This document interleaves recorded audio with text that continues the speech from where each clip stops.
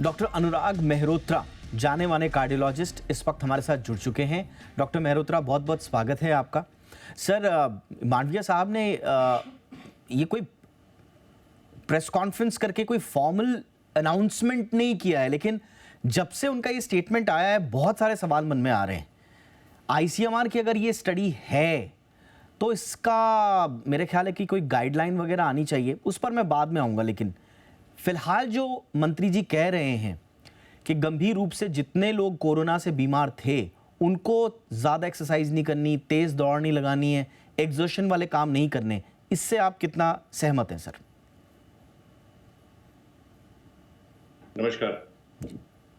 इसमें कोई भी शक नहीं है के बाद कार्डियक डेथ या कार्डियक और उसमें ये कुछ स्टडीज भी आई और कई जिनको सीवियर कोविड है, उनको जो है ये देखा गया है कि उनके हार्ट में माइक्रो इन्फार्क्ट्स हुए। माइक्रो इन्फार्क्ट्स होने से माइक्रो छोटे-छोटे नसों ब्लॉकेज हुई, इससे इन्फार्क्ट हुए और छोटे से एरिया में हुए, तो ओवरऑल फंक्शन में फ़र्क नहीं हुआ हार्ट के। लेकिन उसकी वजह से वहाँ फाइब्रोसिस हुई। अगर हार्ट की मांसपेशियाँ डैमेज होती हैं और वहाँ पे सिकुड़न पैदा होती है, फाइब्रोसिस होती है, तो देखो इट इज़ अ बिग नाइडस। नाइडस का मतलब होता है सोर्स, एक एब्नॉर्मल करंट बनने का सोर्स हो जाता है ये, जिससे कि कार्डियक अरेस्ट होने का खतरा बढ़ जाता है। तो ये जो है it has been found in different study. England में हुई थी, उसमें एमआरआई बेस्ड स्टडी थी वो। उसमें देखा कि जो सीवियर कोविड था, उनको इतना सीवियर कोविड नहीं भी था, उनमें माइक्रो इन्फार्क्ट्स और के इंसिडेंसेस थे। ऐसे ही यूएस में भी स्टडीज हुई हैं, वो भी एमआरआई बेस्ड रही हैं। उन्होंने भी ये पाया है कि पहले और बाद में अगर कंपेयर करें कोविड के पहले और बाद में, तो ये माइक्रो इन्फार्क्ट ज़्यादा थे बाद में, तो इसलिए इंसिडेंस बढ़े भी हैं। अब बात सिर्फ कोविड की नहीं है। कोविड में ऐसे हम लोगों ने देखा कि 20% of the patient they presented only with, और जिनमें हार्ट नहीं भी सिम्पटम थे, उनमें भी हार्ट इन्वॉल्व हुआ अगर सीवियर कोविड था, चाहे लंग मेनली इन्वॉल्व हो या किडनी इन्वॉल्व हो। इसके अलावा दूसरा एस्पेक्ट भी हमें देखना चाहिए कि इस पे अब डिस्कशन आपके चैनल पे पहले हुआ है, आप इतने जागरूक हैं कि इस तरह के विषय को उठाते रहते हैं जो पब्लिक इंटरेस्ट के होते हैं, तो आप ही के चैनल पे कुछ दिन पहले बात हुई थी कि हमारी आबादी यंग है और बड़ी आबादी यंग है, लेकिन दैट पॉपुलेशन इज सिक। एक अभी जो आईसीएमआर का ही डाटा आया था, उसमें और तो फिर रिपीट कर रहा हूँ आपके चैनल पर कि we more than 11% of the patient are diabetic, more than 15% are pre diabetic, 25%, 18% are hypercholestemic, 36% are hypertensive, more than 50% are patients are population is obese। तो जहां पर इस तरह के रिस्क फैक्टर्स ऑलरेडी हैं और जिस तरह का लाइफस्टाइल हम लोगों का है, जो हमारा खान पान में बहुत ज्यादा चेंज आया है, हम जो आपका प्रोसेस फूड है, अल्ट्रा प्रोसेस फूड है, इसका कंजम्पशन बहुत ज़्यादा बढ़ा है। वर्किंग आवर्स बढ़े हैं, एस्पिरेशनल लाइफ हो गई है। आदमी मैक्सिमम अचीव करना चाहता है हर क्षेत्र में। तो उसका कहीं न कहीं असर पड़ता है शरीर पे। अगर आपको अपने कह शरीर रहे से हैं कि काम एक तो लेना। कोरोना की हिस्ट्री और ऊपर से जो हमारी स्थिति है युवाओं की और जो दूसरी लाइफस्टाइल से जुड़ी हुई जो प्रॉब्लम्स हैं, उनका फिर एक डबल खतरा हो जाता है। मेरे साथ एक और खास मेहमान डॉक्टर रजनीश कपूर इस वक्त जुड़ चुके हैं, चेयरमैन है कार्डियोलॉजी के मेदांता हॉस्पिटल में। डॉक्टर रजनीश, बहुत बहुत स्वागत है सर आपका। आपका भी sir opening reaction. First of all, जो मंत्री जी ने कहा है कि 2 साल तक आपको एग्जर्शन वाले काम नहीं करने हैं, क्या अभी तक कोरोना से रिलेटेड खतरा गया नहीं है सर, खासतौर से दिल से जुड़े मामलों में? देखिए, कोरोना एक बहुत महामारी थी और काफ़ी लोगों को उसने ग्रस्त में लिया। तो उसके बाद भी एज़ अ कार्डियोलॉजिस्ट हमने ये महसूस किया और बहुत सारे पेशेंट्स भी आए जिसमें हार्ट अटैक्स का इंसिडेंस ज़्यादा दिख पा रहा था और सडन कार्डियक अरेस्ट और सडन कार्डियक डेथ भी इसका फ्रीक्वेंसी भी बढ़ा। तो कोरोना ने कहीं न कहीं हार्ट मसल को सेंसिटाइज़ किया लाइफ थ्रेटनिंग अरिथमियाज़ के लिए, जिससे लाइफ थ्रेट था, कार्डियक अरेस्ट के चांसेस थे। ये सिलसिला साल, डेढ़ साल तक ज़्यादा देखने को मिला, बट धीरे-धीरे कोरोना का जो पोस्ट इफ़ेक्ट था, I would say the sequel effect, ये टाइम से वीन ऑफ हुआ। बट कुछ केसेस अभी भी मान सकते हैं, बहुत ज़्यादा तादाद में नहीं, पर मान सकते हैं जिनको 2 बार कोविड हुआ हो, जिनको सीवियर कोविड रहा हो किसी समय पे, उनका जो मायोकार्डियम है, इनका हार्ट मसल है, वो कहीं न कहीं अभी भी शायद ऐसे इवेंट्स के लिए रिस्क पे हो। बट ये अब प्रिडिक्ट करना बहुत मुश्किल है, अभी कौन वो व्यक्ति है, कौन नहीं है। तो जनरलाइज़ तौर तौर पे देखें, तो ये होना चाहिए, जिनको कोविड हुआ या जिनको नहीं हुआ, जिन्होंने अभी ये डिसाइड करना है, अभी उनको किस लेवल का एक्सर्शन करना है, तो उनको एक एक इन्वेस्टिगेशन, एक सिंपल टेस्ट स्ट्रेस इको होता है, जिसमें हम ट्रेडमिल पे चलाकर साथ में इकोकार्डियोग्राफी का टेस्ट करते हैं। हम्म। वो ज़रूर करके देखना चाहिए, उनका हार्ट का फंक्शन क्या है? क्या उनका हार्ट का फंक्शन जब वो एक्सरसाइज करते हैं उसके प्रोपोर्शनेटली बढ़ता है? अगर वो टेस्ट बिल्कुल अच्छा आए तो बहुत कम चांसेस हैं कि वो ऐसे इंसिडेंट्स जो लाइफ थ्रेटनिंग इंसिडेंट्स हैं उनके लिए वल्नरेबल रहें। एब्सोल्युटली। जैसा मेरे पहले वक्ता कह रहे थे, भी बहुत सारी चीज़ें और भी हैं। कोरोना एक एक रिस्क मान सकते हैं जो हमारे अंदर कहीं छुपा पड़ा हो और हार्ट मसल को रिस्क पे लेके जा रहा है।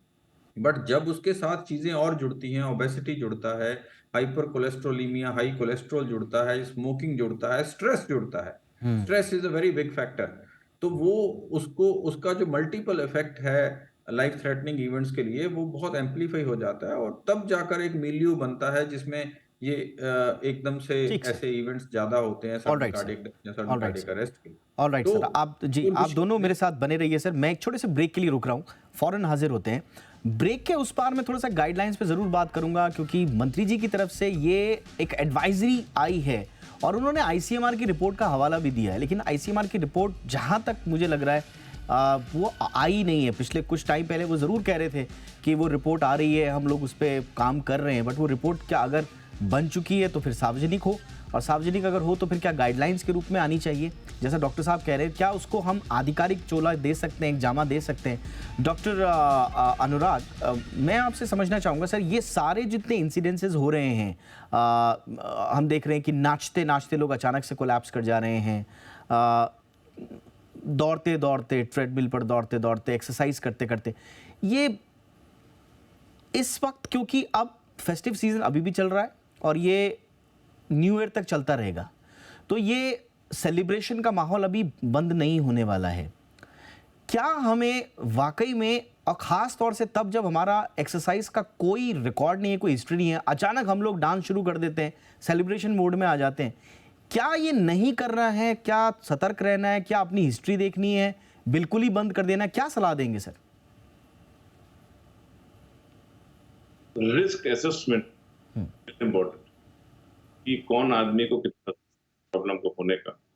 तो उसके फिर दो ही फैक्टर आ जाते हैं। एक जो कन्वेंशनल रिस्क फैक्टर्स है हार्ट के लिए, कि पेशेंट का ब्लड प्रेशर है, शुगर है, स्मोकिंग है, टोबैको यूज है, एक्सीडेंटल लाइफस्टाइल है, जिस पे हम जज करते हैं, उसके हिसाब से उसका असेसमेंट हो। दूसरा जो है, अब जब दोबारा फिर बात उठी है, कोविड की उठ रही है, तो अगर स्ट्रॉन्ग कोविड या लॉन्ग कोविड की या फिर सीवियर कोविड की हिस्ट्री है, तो again it will consider risk factor ना हो। और पहले भी था कुछ हद तक, एडवाइस यही देते थे हम लोग कि हैवी एक्सरसाइज नहीं करनी है। और उसके अलावा जब इस असेसमेंट को कर लें, तो we should assess the physical conditioning of a person. तो उसके लिए we can do that on treadmill. तो उसमें पेशेंट को चलाते हैं या पर्सन को चलाते हैं, तो 220 minus age is a heart rate which a person can achieve at the maximum. तो उतना मैक्सिमम हार्ट रेट के 60% हार्ट रेट तक ही जाके एक्सरसाइज करनी चाहिए, इनिशियली ऊपर नहीं जाना चाहिए। तो दिस कैन बी जज्ड कि कौन आदमी कितना फिट है, उसके अकॉर्डिंग उसको कितनी एक्सरसाइज करनी है, और उसको फिर ग्रेजुअली धीमे धीमे बढ़ाना है। बिल्कुल मॉडरेशन में करना है, धीमे धीमे एक्सरसाइज नहीं है, ग्रेजुअली करना है और फिर कोई ऑलराइट। भी एक्टिविटी अगर आप करते हैं जिसके लिए आप यूजफुल नहीं, यूज टू नहीं है, और वो आप करेंगे और हैवी एक्सरसाइज होगी, तो it is bound to cause some consequences. At the same time जो आपका हार्ट वीक है, कहीं ना कोई इस तरह के फैक्टर्स हैं जो आपको परेशानी पैदा करते हैं, तो इन सारी चीजों के होने का अंदेशा बढ़ जाता है। मेरे ख्याल में it is mixture of all these things which is creating this problem. Doctor Rajni sir, आप क्या सलाह देंगे, खास तौर से जो सेलिब्रेशन मूड में अचानक से आ जाते हैं, और ये हार्ट बीट का बड़ा कनेक्शन है, 220 माइनस एज वाला हमने सुना तो है कॉन्सेप्ट बहुत ज़्यादा लोगों को, लेकिन पता नहीं होता है, तो क्या क्या ध्यान में रखना है जब हम किसी सेलिब्रेशन में जा रहे हैं, और ख़ास तौर से वहाँ डांस या फिजिकल एक्टिविटीज़, फिजिकल सेलिब्रेशन ज़्यादा हो? बिल्कुल। So I think the best tip which I can give it here is, जब भी हम कैसे किसी फेस्टिवल मूड में जा रहे हैं और जहाँ डांस हो सकता है या फिजिकल एक्टिविटी हो सकती है, so there are two aspects. One is a emotional excitement factor and second is a physical activity. सो बहुत हाइपर एक्साइट भी नहीं होना है और बहुत आउटराइटली स्टर्नुअस एक्सरसाइज या एक्टिविटी भी नहीं करनी चाहिए।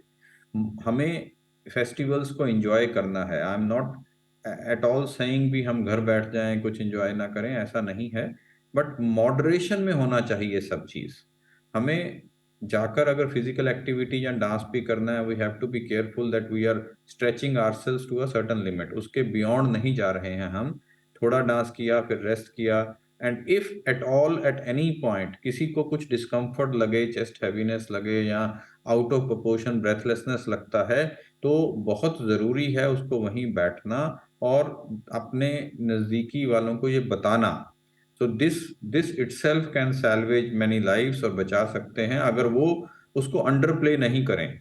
हमने पीछे देखा है कुछ सेलिब्रिटीज, स्पेशली एक सिंगर थे जिनको स्टेज पे परफॉर्म करते हुए कुछ डिस्कम्फर्ट हुआ, but still it was underplayed and we lost a life. सो अगर किसी को कुछ सिम्टम्स आते हैं उसके बारे में अवेयर रहें, फिजिकल एक्टिविटीज एक दायरे के अंदर करें, मॉडरेशन में करें, और मॉडरेशन में ही फेस्टिविटीज का आनंद भी लें। बहुत इमोशनली हाइपर एक्साइट होने का जरूरत नहीं है।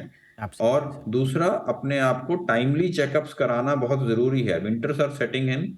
हमारे तजुर्बे के अनुसार हमारे ओपीडी में जो पेशेंट आते हैं उनके जो ब्लड प्रेशर है विंटर्स में बहुत अनकंट्रोल्ड मात्रा में चले जाते हैं। उनको जो बीपी कंट्रोलिंग दवाओं की जरूरत है वो भी बढ़ जाती हैं। और होता क्या है, हम usually once winters are there, people tend to sit inside, और उनका खाना पीना या सॉल्ट का सेवन भी बढ़ जाता बढ़ है। जाता तो है। ये सारी चीजें एब्सोल्युटली सर।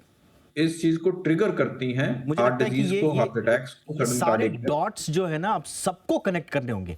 सर्दी, फिर खान पान में गड़बड़, फिर कोरोना की हिस्ट्री, एंड देन एक्सर्शन, ये सब डॉट कनेक्ट करने पड़ेंगे, क्योंकि अगर लाइफ्स बचानी है तो फिर इसको बहुत सीरियसली अब लेना होगा। मेरा बहुत क्विकली मैं आप दोनों से छोटे छोटे रिएक्शन चाहूँगा, क्योंकि मांडविया साहब ने कह दिया है और आईसीएमआर की स्टडी के हवाले से कहा गया है। अब कोई आईसीएमआर की ऐसी स्टडी नहीं आई है, लेकिन अगर सरकार जानती है या सरकार कह रही है कि उनकी सलाह है, तो क्यों ना एक फॉर्मल गाइडलाइंस आ जाए सर? कैसा रहेगा आइडिया? एक फॉर्मल गाइडलाइन आए, किस पे किसको क्या करना है, ताकि वो फिर अच्छे तरीके से जाए, वो एक बयान की तरह ना आए और फिर उस पर छोटा बहुत डिस्कशन हो जाए, लोग भूल जाएं। गाइडलाइंस होनी चाहिए या नहीं सर? गाइडलाइन आना हमेशा अच्छा होता है।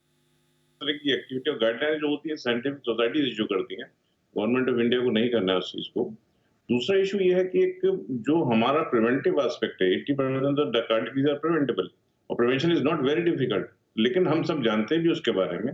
गवर्नमेंट का रोल वहां सबसे ज्यादा बनता है कि ये प्रिवेंशन के लिए, जैसे हमारे हमला है वो इन्फेक्टेड डिजीज पर भी लगा हुआ है, नॉन कम्युनिकेबल डिजीज जो नंबर 1 कॉज ऑफ डेथ है, उसके ऊपर जितना फोकस होना चाहिए नहीं है, वो फोकस बढ़ना चाहिए, उसकी भी गाइडलाइंस आनी चाहिए, है ऑलरेडी, लेकिन they are not implemented properly.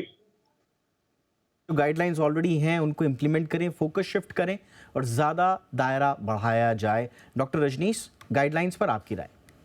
बिल्कुल। सो गाइडलाइंस बहुत इंपॉर्टेंट हैं, और एक जनरलाइज गाइडलाइन, ऑल्दो एक बिल्कुल ऐसा डॉक्यूमेंट निकलना चाहिए, एक जनरलाइज गाइडलाइन जिन लोगों को सीवियर कोविड हुआ या 2 बार कोविड हुआ, जो लोगों में अपने स्ट्रॉन्ग रिस्क फैक्टर्स हैं, फैमिली हिस्ट्री है हार्ट डिजीज की, या बहुत स्ट्रेस में रहते हैं या स्मोकिंग करते हैं, अपना जल्द से जल्द एक अच्छा स्क्रीनिंग टेस्ट कराएं, और उसी स्क्रीनिंग टेस्ट के दम पे आप डिसाइड करें आपको किस लेवल का एक्टिविटी करना है और किस लेवल तक आप जा सकते हैं, और that will help lot of people and lot of lives can be saved. Absolutely sir, thank you so much. Doctor Rajneesh Kapoor, आपने वक्त निकाला सर। डॉक्टर अनुराग मेहरोत्रा, आपका भी बहुत बहुत धन्यवाद सर वक्त निकालने के लिए।